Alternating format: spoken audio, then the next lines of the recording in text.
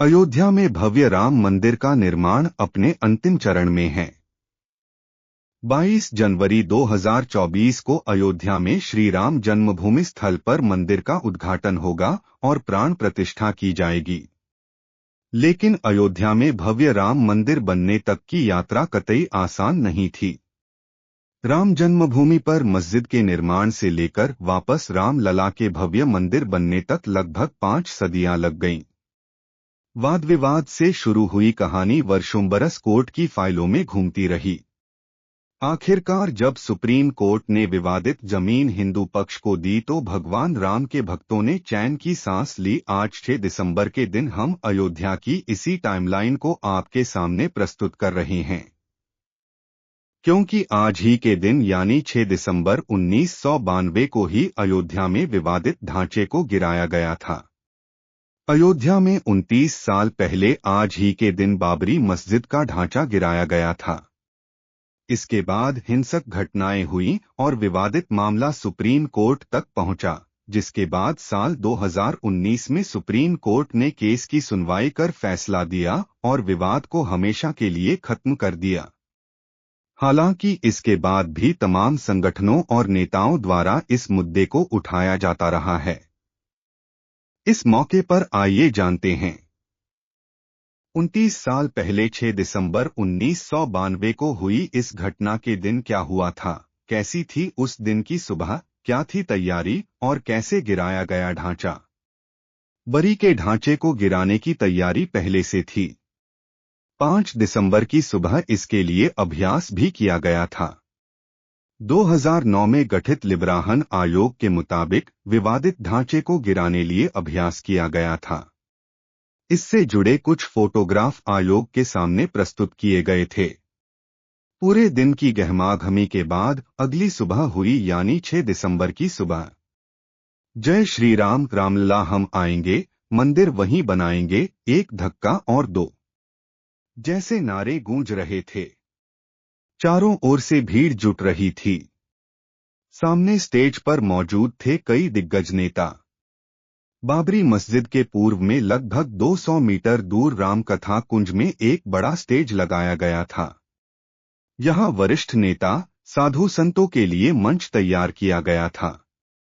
विवादित ढांचे के ठीक सामने इस मंच को तैयार किया गया था, जहां पर एल.के. आडवाणी, मुरली मनोहर जोशी, विनय कटियार, मुरली मनोहर जोशी, उमा भारती, कलराज मिश्रा, अशोक सिंहल, रामचंद्र परमहंस मौजूद थे। सुबह 9 बजे का समय था। पूजा पाठ हो रही थी। भजन कीर्तन चल रहे थे। डीएम, एसपी सब वहीं थे। करीब 12 बजे फैजाबाद के जिला मजिस्ट्रेट और पुलिस अधीक्षक ने बाबरी मस्जिद राम जन्मभूमि परिसर का दौरा भी किया, लेकिन वो आने वाले तूफान को भांपने में विफल रहे और कुछ ही देर में माहौल पूरी तरह बदल गया। माइक से क्या बोल रहे थे सिंघल? विहिप नेता अशोक सिंघल माइक से बोल रहे थे कि हमारी सभा में अराजक तत्व आ गए हैं। दरअसल विहिप की तैयारी मंदिर परिसर में सिर्फ साफ सफाई और पूजा पाठ की थी, लेकिन कारसेवक इससे सहमत नहीं थे। तभी अचानक कारसेवकों का एक बड़ा हुजूम नारों की गूंज के बीच विवादित स्थल पर घुसा। इसके बाद उपद्रव शुरू हो गया। भीड़ बाबरी के ढांचे पर चढ़ गई। अब गुंबदों के चारों ओर लोग पहुंच चुके थे। उनके हाथों में बल्लम, कुदाल, छैने, हथौड़ा जैसी चीजें थीं, जिसकी मदद से वो ढांचे को गिराने वाले थे। हालांकि कुदाल फावड़े के साथ आगे बढ़ रही भीड़ को रोकने की काफी कोशिश की गई। इस दौरान संघ के लोगों के साथ उनकी छीनाझपटी भी हुई, लेकिन भीड़ कहाँ रुकने वाली थी। जिसके हाथ में जो मिला लेकर चलता बना और गुंबद को ढहा दिया गया। 2 बजे गिरा पहला गुंबद। 2 बजे के करीब पहला गुंबद गिरा। खबरें मिली कि पहले गुंबद के नीचे कुछ लोग दब गए हैं।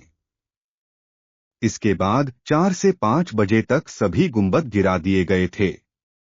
इस दौरान सीआरपीएफ ने कारसेवकों को रोकने की कोशिश की, लेकिन उन पर पत्थर बरसने शुरू हो गए, जिसके बाद उन्हें पीछे हटना पड़ा। तमाम सुरक्षा व्यवस्था के बाद भी यह हुआ और राज्य की कल्याण सिंह सरकार देखती रही।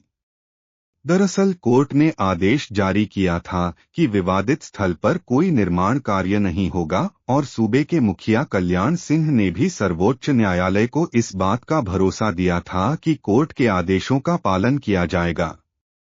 लेकिन कारसेवकों के आगे सब कुछ विफल साबित हुआ।